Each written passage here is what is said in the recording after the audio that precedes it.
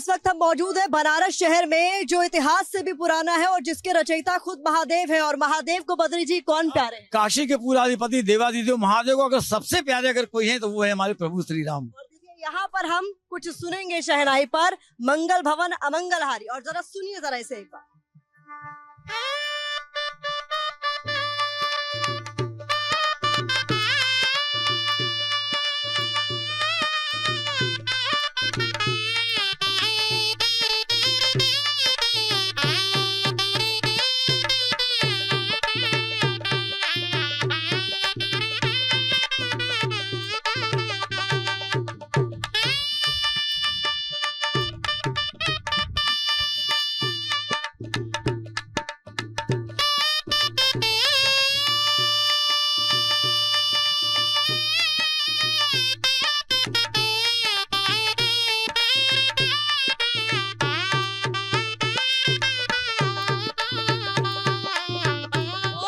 बहुत खूब, बहुत शानदार, बहुत जानदार। और देखिए यही तो बनारस की संस्कृति है, यही यहाँ की सभ्यता है।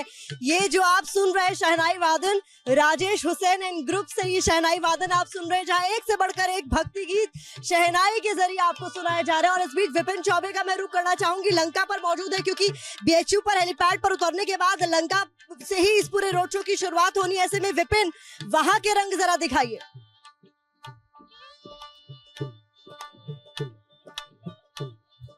बिल्कुल प्रतिभा, देखिए हम इस वक्त उसी बीएचयू और लंका गेट पे मौजूद है, जहां पर प्रधानमंत्री को सबसे पहले आना है। और सबसे पहले माहौल देखिए, चारों तरफ से बैरिकेडिंग कर दी गई है, भीड़ का आना शुरू हो चुका है। और इसके बीच में भगवा रंग से पंडित मदन मोहन मालवीय की मूर्ति को किस तरह से सजाया गया है। सबसे पहला माल्यार्पण यहीं पर होगा।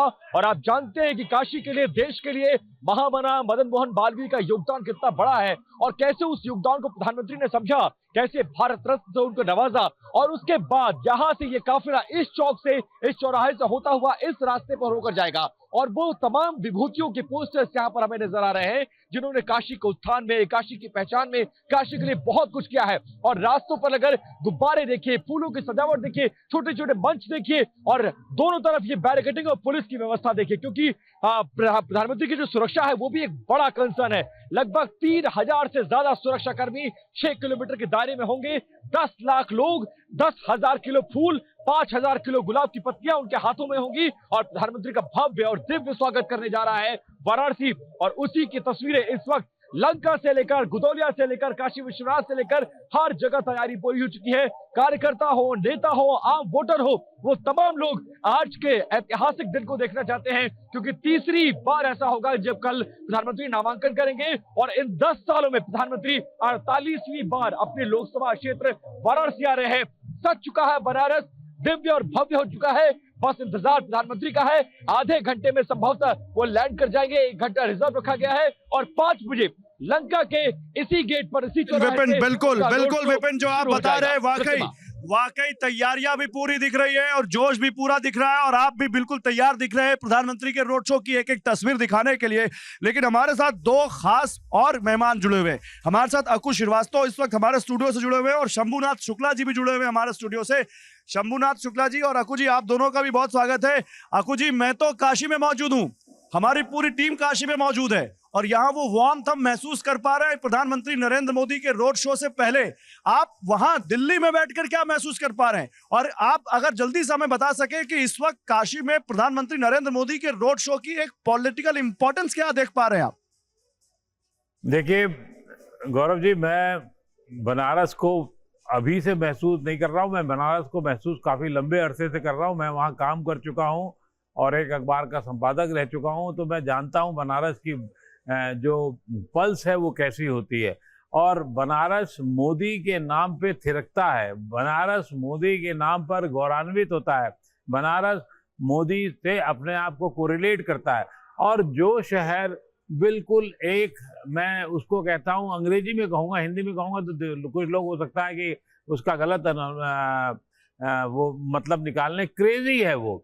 और वो क्रेजी शहर इस तरीके का है, अपने में मस्त रहने वाला, अपने में बेलौस होने वाला।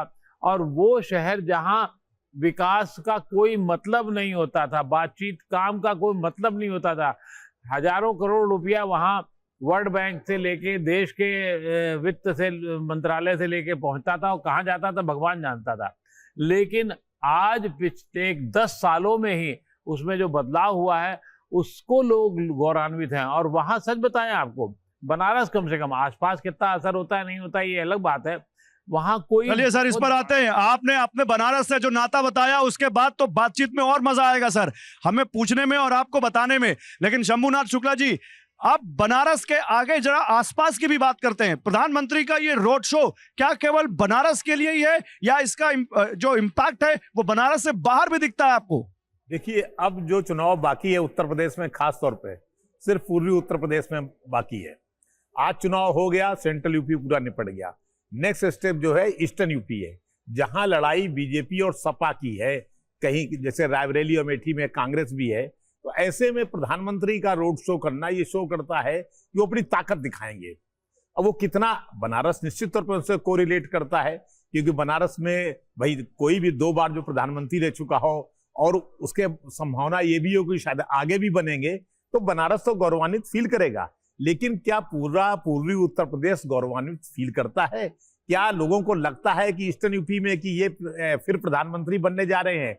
क्या पूरा उत्तर प्रदेश उनको इतनी सीटें दे पाएगा जितनी कि जैसे सबसे ज्यादा 2014 में मिली थी 71 सीटें, फिर 2019 में मिली, क्या 24 में उनको इतनी सीटें मिल जाएंगी कि वो खुद भी गौरवान्वित महसूस कर सकें? ये सब कुछ इस रोड शो पे डिपेंड करेगा।